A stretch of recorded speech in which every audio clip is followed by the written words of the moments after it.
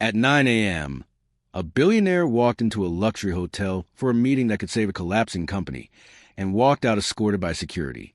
Not because he lied, not because he was late, but because of how he looked.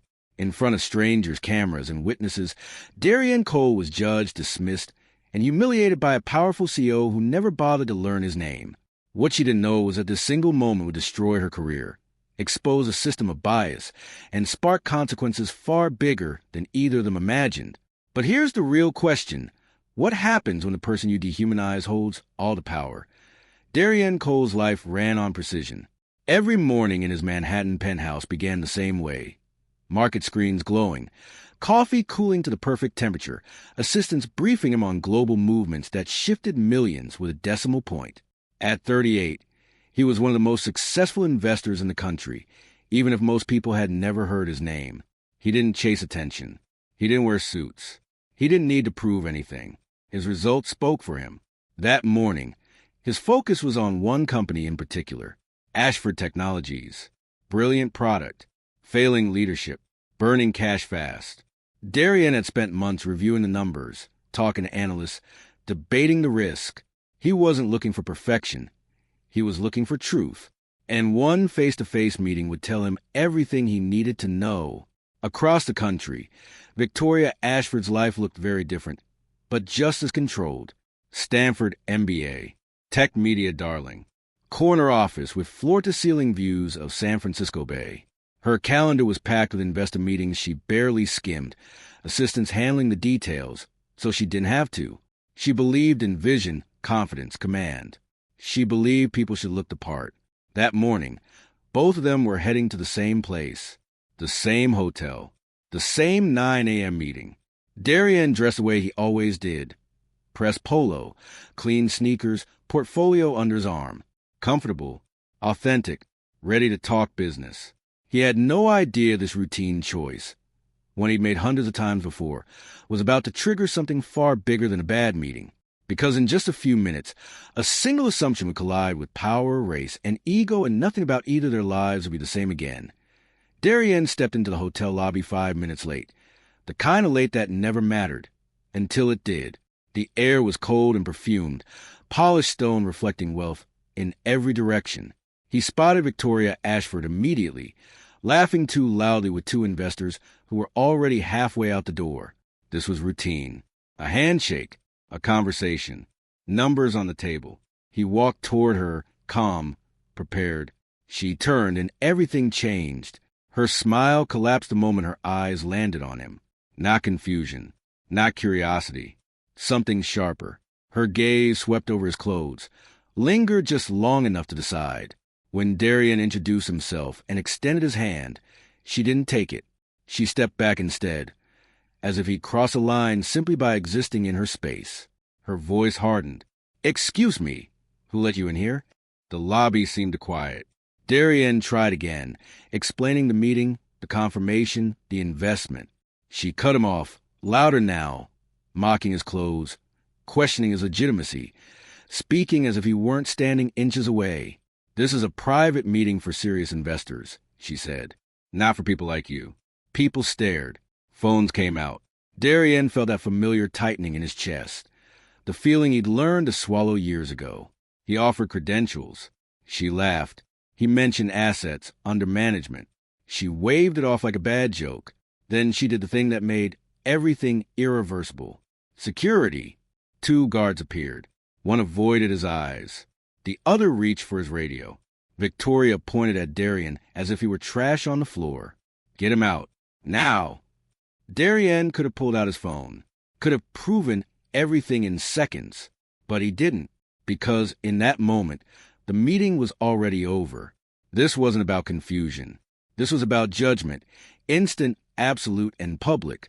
He walked out with his head high while cameras rolled, knowing she had just failed a test she didn't even know she was taking. Inside the lobby, Victoria brushed imaginary dirt from her sleeve and went back to pretending everything was fine. It wasn't. Less than an hour later, the truth detonated. Her assistant stood frozen in the doorway, tablet shaking, Forbes headline glowing on the screen. Darian Cole, billionaire, Cole Ventures. $3.8 billion under management. The only investor left who could save the company from collapse. Victoria's blood ran cold. Calls went unanswered. Emails disappeared into silence. The board started calling. Then the blogs. Then the tweets. Witnesses. Video. A narrative she could no longer control. By afternoon, it wasn't just a bad meeting. It was a public reckoning. Desperate, she flew overnight to New York and waited for hours in Darien's lobby, watched by the very kind of people she once dismissed without a second thought. When he finally agreed to see her, it wasn't for forgiveness. It was for truth. And as she sat across from him, realizing the power had shifted completely, one question hung in the air. Would this moment end with accountability or total collapse? Victoria sat across from Darien in the small conference room, the silence between them heavier than anything she had ever faced in a boardroom. No cameras, no assistants, no titles to hide behind. Just a man she had publicly humiliated, and the truth she could no longer outrun. Darien didn't raise his voice. He didn't accuse. He simply named what she had done. He told her the problem was never that she didn't recognize him, but that she saw a black man in casual clothes and decided he didn't belong, that she refused his hand, called security, and erased his humanity in front of strangers. Each word landed like a blow, stripping away every excuse she had rehearsed on the flight. Victoria felt something she had never felt in her life. Powerlessness.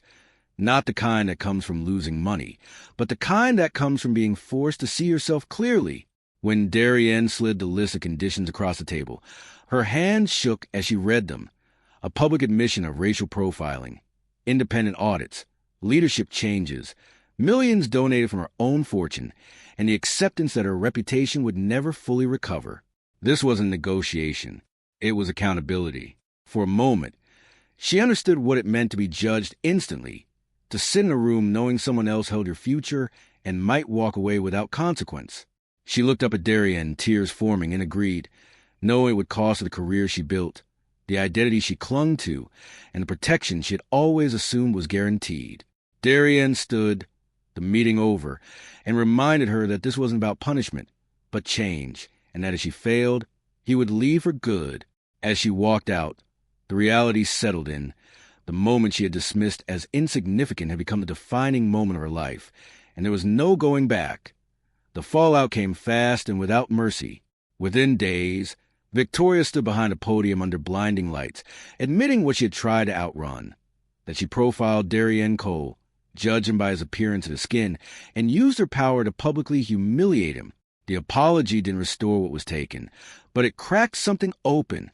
The board removed her as CEO. Lawsuits followed. Audits exposed patterns that could no longer be explained away as misunderstandings. People who had been silent for years finally spoke, and the company was forced to listen. Ashford Technology survived, not because of denial or spin, but because accountability was made public and irreversible.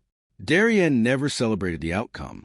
He invested under strict conditions, not to redeem anyone, but to protect the thousands of employees who would have paid the price for someone else's bias. And in doing so, he shifted the power dynamic that so often stays hidden. The story wasn't about a billionaire being disrespected. It was about how often people without wealth or influence are dismissed, escorted out, ignored, or erased without cameras or consequences. Darien's difference was not his experience. It was his leverage. A year later, the company looked different.